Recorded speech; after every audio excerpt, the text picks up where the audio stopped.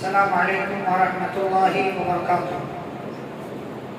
بسم اللہ والصلاة والسلام علی رسول اللہ نبینا محمد وعلی آلہ واصحابہ وموالاه واشهد ان لا الہ الا اللہ واشهد ان محمد رسول اللہ، اما بعد۔ اسلامی بھائیوں، بزرگوں، نوجوانوں، عزیز بچوں اور اسلامی ماں اور بہنوں، آج پارہ نمبر 16 کے تعلق سے مختلف باتیں آپ کی خدمت میں پیش کرنا ہے۔ سب سے پہلی بات جو اللہ رب العزت نے اس پارے کے اندر بیان کی، وہ کچھ باتیں ہیں جن کا تذکرہ ہم کل کر چکے ہیں، اور اس کے بعد اللہ رب العالمین نے ذوالقرنین بادشاہ کا تذکرہ کیا۔ ذوالقرنین بادشاہ کا تذکرہ کرنے سے پہلے موسیٰ علیہ السلام اور خضر علیہ السلام کے واقعے سے ہمیں کیا سبق ملتا ہے، یہ ہمارے لیے جاننا ضروری۔ پہلا سبق کہ سیکھنے کی کوئی عمر نہیں ہوتی۔ آپ عمر کے جس بھی مرحلے میں ہیں، جتنے بھی بڑے آدمی ہو آپ، لیکن آپ کو دین کی کوئی نہ کوئی بات سیکھتے رہنا چاہیے۔ موسیٰ علیہ السلام نبی تھے، لیکن اس کے باوجود اللہ رب العالمین نے انہیں سیکھنے کے لیے بھیجا کہ جائیے آپ سیکھ کر کے آئیے۔ دوسری بات یہ کہ ہمیں علم حاصل کرنے کے لیے اگر سفر کر کے بھی کہیں جانا پڑے تو ہمیں سفر کر کے جانا چاہیے، جیسے ہم تجارت وغیرہ کے لیے سفر کر کے جاتے ہیں۔ تیسری بات یہ کہ ہم اور آپ کسی بھی کام کو کرنے کی جب کوشش کریں یا ارادہ کریں تو انشاءاللہ کہہ لیا کریں اور اس کے بعد اسی پر چلے رہیں۔ چوتھی بات یہ کہ جب ہم کسی کو کوئی کام کرتا ہوا دیکھیں، ہمیں یہ لگے کہ یہ غلط کر رہا ہے، اگر واقعی غلط ہے تب تو کوئی مسئلہ نہیں، لیکن اگر وہ صرف ہمارے دماغ میں آ رہا ہے کہ یہ تو غلط ہے، تو آپ اس بندے کے تعلق سے حسن ظن رکھیں کہ یہ کام اس نے کیا ہے تو کسی وجہ سے کیا ہوگا، جیسا کہ حضرت خضر علیہ السلام نے کیا۔ پانچویں بات یہ کہ ماں باپ اگر نیک ہوں تو ان کے نیک ہونے کا فائدہ ان کی اولاد کو بھی ملا کرتا ہے، اور اگر ماں باپ برے ہوں تو ان کی برائی ان کے بچوں تک بھی چلی جاتی ہے۔ اس لیے اپنے آپ کو اچھا بنا کر رکھیں تاکہ آپ کی اولاد بھی اچھی رہے۔ ایک اور بات جو معلوم ہوتی ہے کہ اگر ماں باپ نیک ہوں اور باپ کا انتقال ہو جائے اور لڑکا یتیم ہو تو اللہ رب العزت اس نیک باپ کے اس یتیم بچے کی حفاظت کرتا ہے، جیسا کہ اس واقعے میں ہم نے دیکھا۔ اور اس سے بڑی مثال ہے، آپ دیکھیں کہ پیارے نبی صلی اللہ علیہ وسلم پیدا ہوئے تو یتیم تھے، آپ یتیم تھے، اور اللہ رب العزت نے آپ کو اپنی نگرانی میں تربیت کی، آپ کو علم سکھایا، آپ کو بڑا کیا اور آپ کو پناہ دی، سارے کام کیے۔ اسی لیے اگر آپ نیک ہیں اور اتفاق کیے، اللہ کی قدرت اور مشیت یہ کہ آپ کا انتقال ہو جائے اور آپ کے بچے ابھی چھوٹے چھوٹے وہ یتیم ہو جائیں، تو آپ کے نیک ہونے کا فائدہ آپ کی زندگی کے بعد آپ کے بچوں کو ہوگا۔ اسی لیے کوشش یہ کریں کہ ہم اور آپ زیادہ سے زیادہ اپنے آپ کو نیک بنا کر کے رکھیں۔ یہ کچھ فائدے تھے، کچھ باتیں تھیں، کچھ اسباب تھے جو موسیٰ اور خضر علیہ السلام کے واقعے کے حوالے سے آپ کے سامنے رکھے۔ پھر ذوالقرنین بادشاہ کا اللہ نے تذکرہ کیا۔ ذوالقرنین بادشاہ کون ہے؟ پیارے نبی صلی اللہ علیہ وسلم کی آمد سے پہلے ایک بادشاہ گزرے، نیک تھے، صالح تھے، اور ان کو اللہ نے بڑی طاقت و قوت کا مالک بنایا تھا۔ یہ ایک مرتبہ مشرق کا سفر کرتے چلے گئے، مغرب کا سفر کرتے چلے گئے۔ مغرب میں جب گئے یعنی پچھم کی طرف گئے تو پورا علاقہ فتح کر لیا، یہاں تک کہ اس علاقے تک پہنچ گئے جہاں ایسا لگا کہ سورج جا کر کے کیچڑ میں ڈوبتا۔ وہاں سے جب مشرق کی طرف بڑھے یعنی پورب کی طرف بڑھے تو اس پورے علاقے کو فتح کر لیا، لیکن جب پورب کی طرف گئے تو وہاں پر ایک قوم سے ملاقات ہوئی۔ وَجَدَ مِن دُونِهِمَا قَوْمًا لَا يَكَادُونَ يَفْقَهُونَ قَوْلًا، کہ جو لوگ آپ اپنی زبان میں کہہ لیں کہ آدیواسی تھے، ان کی بات کو نہیں سمجھتے، لیکن ان لوگوں نے اشارے میں ذوالقرنین بادشاہ کو یہ بتایا کہ اے بادشاہ، یہاں پر ایک قوم ہے جسے یاجوج ماجوج کہا جاتا ہے۔ وہ یاجوج ماجوج کی قوم ہم گاؤں والوں کو ستاتی ہے، پریشان کرتی ہے، اور وہ لوگ زمین میں فتنہ اور فساد پھیلاتے ہیں، تو کیا آپ ہماری ایک مدد کریں گے کہ آپ اس ظالم قوم سے یعنی یاجوج ماجوج سے ہمیں نجات دے دیں؟ تو ذوالقرنین بادشاہ نے کہا ما مکننی فیہ ربی خیر فاعینونی بقوہ، کہا ٹھیک ہے اللہ نے جو مجھے طاقت دی اس کے حساب سے میں تمہاری مدد کر دوں گا، اور کہا کہ تم بھی میری مدد کرو۔ کیسے مدد کرو؟ کہ میں تمہاری بستی اور ان لوگوں کی بستی کے درمیان ایک دیوار بنا دیتا ہوں۔ آتونی زبر الحدید، میرے پاس لوہے کی چادر لے کر کے آؤ، اور لوہے کی بڑی بڑی چادر اور پرت لے کر کے آئے لوگ، اور حتیٰ اذا ساوی بین الصلبین، اور اس لوہے کی چادر کو ایسے کھڑا کر دیا گیا درمیان میں دونوں قوموں کے، اور جب یہ دیوار کھڑی ہوئی قال انفخوا، تو بادشاہ نے کہا آگ جلاؤ۔ آگ جلائی گئی، اور آگ جلانے کے بعد اس کے اندر جو ہے تانبا پگھلایا گیا، اور اس کو لا کر کے اسی لوہے کی چادر پر، لوہے کی دیوار پر ڈال دیا گیا۔ اب یہ دیوار اتنی مضبوط ہو گئی اللہ کے حکم سے کہ بادشاہ نے کہا فَمَا اسْطَاعُوا أَن يَظْهَرُوهُ وَمَا اسْتَطَاعُوا لَهُ نَقْبًا، کہ اب یہ یاجوج ماجوج تمہاری طرف آنا بھی چاہیں تب بھی نہیں آ سکتے، نہ ہی اس میں سوراخ پیدا کر سکتے ہیں، یہاں تک کہ اللہ جب تک نہ چاہے، اللہ چاہے گا تو یہ لوگ اس میں سوراخ پیدا کر لیں گے، اس کے بعد یہ دنیا والوں کی طرف نکل جائیں گے۔ اور کہا یہ میرے رب کی رحمت ہے، میں نے اپنی طرف سے نہیں کیا ہے بلکہ میرے رب نے مجھے سکھایا کہ میں نے کام کیا۔ تو اس طریقے سے اس بادشاہ نے ایک گاؤں والوں کو ایک فسادی قوم سے نجات دلا دی۔ اب یہ لوگ نکلیں گے کیسے؟ کچھ باتیں ان کے حوالے سے میں پہلے بھی کر چکا ہوں، ایک بات ہی کہ لوگ نکلیں گے کیسے۔ پیارے نبی صلی اللہ علیہ وسلم نے سنن ابن ماجہ کے حدیث کے حوالے سے بیان کیا کہ یہ لوگ روزانہ اس دیوار میں سوراخ پیدا کرنے کی کوشش کرتے ہیں، روزانہ آتے ہیں یاجوج ماجوج، اور اس لوہے کی دیوار کو جسے ذوالقرنین بادشاہ نے تیار کیا اس کو سوراخ کرتے ہیں، محنت کرتے ہیں، اور جو کچھ بھی ان کے پاس اوزار اور ہتھیار ہے اس سے توڑتے ہیں۔ اور ان کا ایک سپروائزر ہوتا ہے، ایک مینیجر ہوتا ہے، وہ دیکھ بھال کرتا ہے۔ یہ پورا دن توڑتے ہیں، شام کا وقت ہوتا ہے، سورج غروب ہونے والا ہوتا ہے، تو ان کا جو سپروائزر ہے وہ آ کر کے کہتا ہے کہ رہنے دو، اب اسی پر بس کرو، سورج غروب ہو رہا ہے، اپنے اپنے گھر کو چلو، کل ہم یہ دیوار جو ہے مکمل توڑ لیں گے۔ وہ انشاءاللہ نہیں کہتا، وہ انشاءاللہ روزانہ یہی سلسلہ چل رہا ہے۔ دوسرے دن جب یہ لوگ آتے ہیں تو وہ دیوار مکمل برابر ہو چکی ہوتی ہے اور پہلے دن سے زیادہ مضبوط ہو جاتی ہے۔ پھر سے ان لوگوں کو اسی پہلے والی جگہ سے محنت کرنا پڑتا ہے، پورا محنت کرتے ہیں، شام کا وقت ہوتا ہے، پھر سے وہ کہتا ہے چلو کل توڑ لیں گے، انشاءاللہ نہیں کہتا، چل رہا ہے، سلسلہ چل رہا ہے۔ پیارے نبی صلی اللہ علیہ وسلم کہتے ہیں یہاں تک کہ جب اللہ ان کو نکالنے کا ارادہ کرے گا یا ان کے نکلنے کا وقت ہو جائے گا تب ان کا سپروائزر اس دن شام کو آئے گا اور کہے گا کہ رہنے دو، اب کل ہم انشاءاللہ اس دیوار کو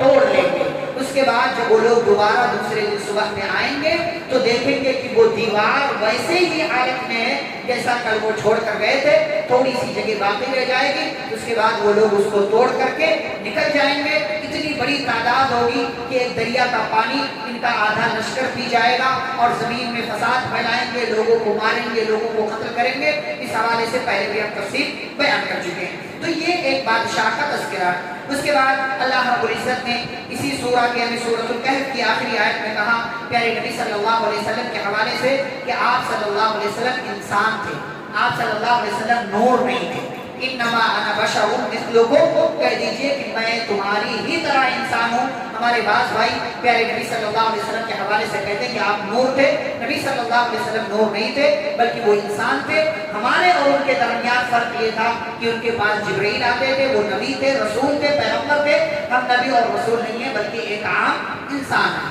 اس کے بعد سورہ مریم کا آغاز ہوتا ہے اور اس سورہ کے شروع میں اللہ نے زکریا علیہ السلام کا تذکرہ کیا ہے کہ کس طریقے سے وہ بوڑھے ہو گئے، کمزور ہو گئے، اولاد نہیں تھی، اللہ سے مسلسل دعائیں کر رہے تھے۔ یہ تفصیل بھی ہم پارہ نمبر 3 میں بیان کر چکے ہیں کہ اللہ سے پھر بھی وہ مسلسل دعا مانگتے رہے، اللہ نے ان کی دعا کو قبول کیا اور بڑھاپے میں بظاہر بیوی کے بانجھ نظر آنے کے باوجود اللہ نے ان کی دعا قبول کی اور ان کو ایک بیٹے یحییٰ نامی نبی اور پیغمبر سے نوازا اور ان کے یہاں ایک اولاد پیدا ہوئی۔ اس کے بعد اللہ نے عیسیٰ علیہ السلام کی پیدائش کا ذکر کیا۔ عیسیٰ علیہ السلام کیسے پیدا ہوئی یہ تھوڑی تفصیل سے ہم جانتے ہیں۔ مریم علیہ السلام جو ان کی ماں ہے، یہ اپنی قوم جس علاقے میں یہ لوگ رہتے تھے اس علاقے کے لوگوں سے کٹ کر کے یہ ایک جگہ آئی اور انہوں نے اپنا کٹیا نما ایک جگہ ایک علاقہ بنا لیا، ایک جگہ بنا لیا، وہاں پر رہتی تھی، اللہ کی عبادت کرتی۔ ایک دن ایسا ہوا کہ اللہ کے حکم سے جبریل امین علیہ السلام ان کے پاس آئے اور انسانی شکل میں آئے۔ جب یہ دیکھا کہ ایک انسان میرے پاس آیا ہے تو کہا انی اعوذ بالرحمن منک ان کنت تقیا، کہا اللہ کی پناہ، میں تجھ سے اللہ کی پناہ چاہتی ہوں، اور تو اگر اللہ سے ڈرنے والا ہے تو یہاں سے چلا جا، یہاں سے چلا جا۔ قال انما انا رسول ربی، تو اس انسان نے کہا کہ میں تمہارے رب کا پیغمبر ہوں، قاصد ہوں، رب کی طرف سے آیا ہوں تاکہ میں تمہیں ایک بچے کی خوشخبری دوں، رب کی طرف سے ایک بچہ کے غلام دوں۔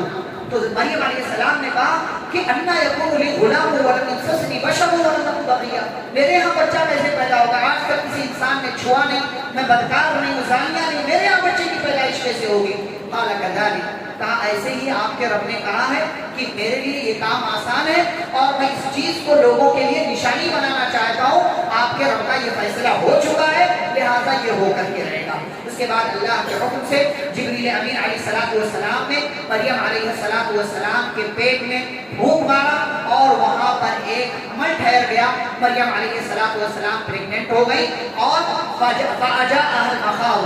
اور جب ایک لمبی مدت گزری، بچے کی پیدائش کا وقت آیا تو کھجور کے ایک تنے کے پاس، کھجور کے جڑ کے پاس ٹیک لگا کر کے آ کے بیٹھ گئی اور اپنے اوپر افسوس کرنے لگی، یا لیتنی مت قبل ھذا، اے کاش کی اس دن کا منہ دیکھنے سے پہلے میں مر گئی ہوتی اور لوگ مجھے بھول جاتے کہ مریم نام کی کوئی عورت تھی۔ فناداها من تحتها، وہی کھجور کے تنے کے نیچے سے آواز آئی جہاں مریم موجود تھی، اللہ تحزنی، کہا اللہ نے گھبراؤ نہیں، پریشان نہ ہو، قد جعل ربک تحتک سریا، تمہارے رب نے تمہارے اسی پیر کے نیچے، تو جہاں تم بیٹھی ہو اسی زمین کے نیچے تمہارے لیے پانی جاری کر رکھا ہے، اور یہ کھجور کی جڑ پکڑ کر کے ہلاؤ، پیڑ کی جڑ پکڑ کر کے ہلاؤ، یہ کھجور تمہیں تازہ جو ہے کھجور عطا کرے گا۔ فکلی واشربی وقرری عینا، کھاؤ پیو، اپنی آنکھوں کو ٹھنڈک پہنچاؤ۔ بچے کی پیدائش ہو گئی، مریم علیہ السلام پریشان ہے کہ اب بستی والے دیکھیں گے تو کیا کہیں گے؟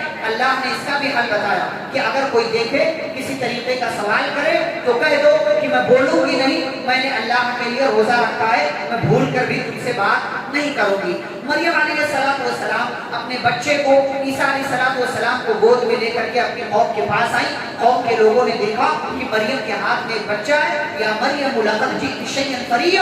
مریم تم نے تو بڑی گندی حرکت کی ہے، یا اخت ہارون ما کان ابوک امرأ سوء وما کانت امک بغیہ، کہا نہ تمہاری ماں بدکار تھی نہ تمہارا باپ زانی تھا، یہ تم نے یہ کون سی گندی حرکت کی؟ تمہارے ہاں بچے کی پیدائش کیسے ہوئی؟ تمہاری تو شادی نہیں ہوئی ہے، تم نے زنا کا کام کیا ہے۔ تو مریم علیہ السلام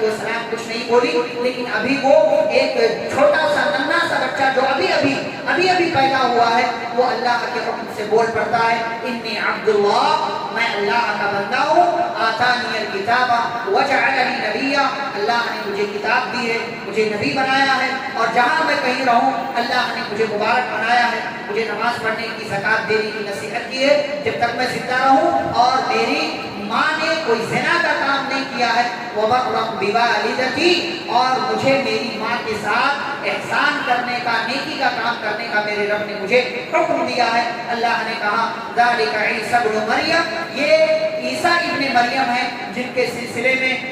سچی اور اچھی بات ہم نے آپ کے سامنے رکھ دی، ورنہ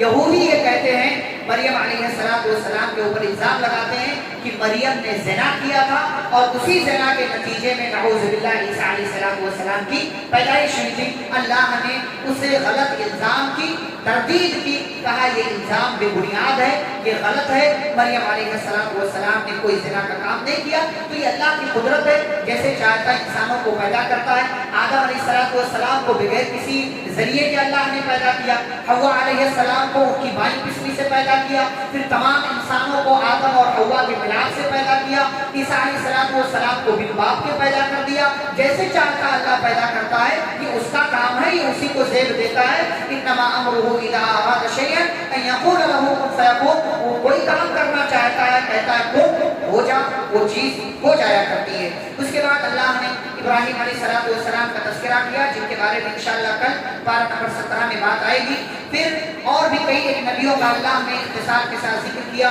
اور آگے بیان کیا کہ قوموں کے نالائق ہونے کے دو اسباب ہیں۔ قومیں بگڑتی کب ہیں؟ جب ان کے اندر دو غلط چیزیں پیدا ہو جائیں۔ فَخَلَفَ مِن بَعْدِهِمْ خَلْفٌ، یہ تمام انبیاء آئے گزر گئے اور ان کے چلے جانے کے بعد کچھ نالائق لوگ پیدا ہوئے۔ اضاعوا الصلاۃ، جن لوگوں نے نماز کو چھوڑ دیا، واتبعوا الشہوات، اور اپنی مرضی کے مطابق زندگی گزارنے لگے، تو اللہ کہتے ہیں بہت جلد ہم ایسے لوگوں کو جہنم نام کی ایک وادی غی میں داخل کریں گے جہاں پر ان کو سکون نہیں ملے گا۔ ہمارے نالائق ہونے کے، بگڑ جانے کے دو اسباب اللہ نے بیان کیے، ایک نماز کا چھوڑ دینا، دوسرا مرضی کے مطابق زندگی گزارنا۔ یہ دو چیزیں آپ کی زندگی میں اگر ہیں تو سمجھ لیں کہ آپ نالائق ہیں، اللہ نے ایسے انسانوں کو نالائق کہا ہے۔ پھر اس کے بعد ایک بڑی اہم چیز اللہ نے بیان کی کہ انسان کچھ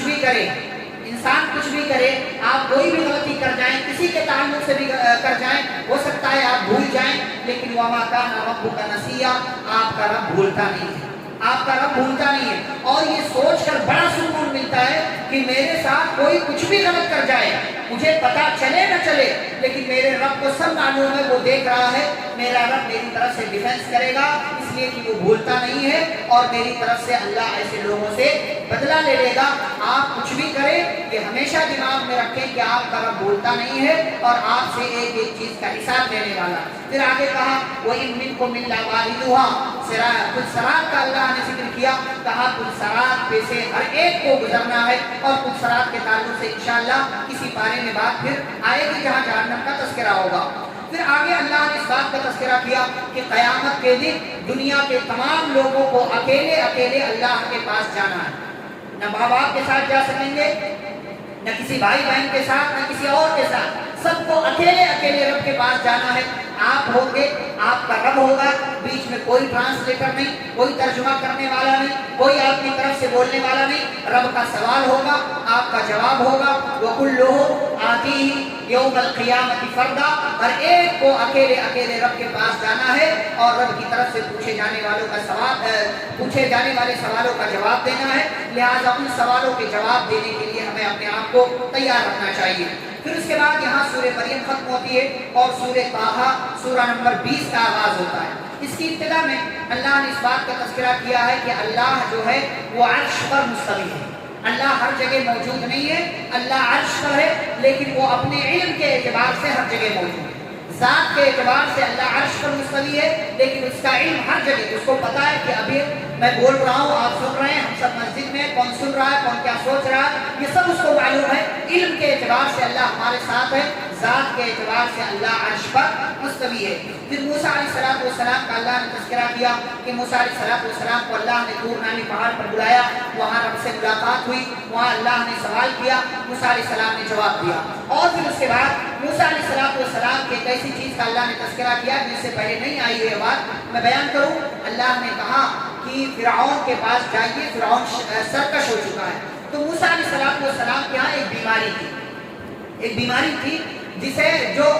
لکنت جس کو بولتے ہیں، اٹک اٹک کر بولنا، الفاظ برابر نہیں نکلا کرتے۔ وجہ جو بھی رہی ہو، مفسرین نے بعض وجوہات بیان کی ہیں کہ انہوں نے بچپن میں جو ہے جلتا ہوا انگارہ کھا لیا تھا، اس لیے ان کی آواز صحیح طریقے سے نہیں نکلتی تھی، وجہ جو بھی ہو، لیکن ان کی آواز یا ان کے زبان سے الفاظ وہ اٹک اٹک کر نکلا کرتے تھے۔ اتنے بڑے بادشاہ کے پاس جانا تھا، اللہ نے حکم دیا کہ جاؤ۔ موسیٰ علیہ السلام نے دعا مانگی، بڑی مشہور دعا ہے جو بار بار آپ سنتے ہیں، رب اشرح لی صدری ویسر لی امری واحلل عقدۃ من لسانی یفقهوا قولی واجعل لی وزیرا من اہلی ہارون اخی اشدد به ازری واشرکه فی امری کی نسبحک کثیرا ونذکرک کثیرا انک کنت بنا بصیرا۔ یہ دعا مانگی، بڑی اہم دعا ہے۔ اس میں سے شروع کی 4 آیتیں جو ہے وہ عام طور سے ہم پڑھتے ہیں، بعد والی جو دعا ہے وہ خاص موسیٰ علیہ السلام کے تعلق سے، لیکن جو شروع میں 4 جملے ہیں، رب اشرح لی صدری ویسر لی امری واحلل عقدۃ من لسانی یفقهوا قولی،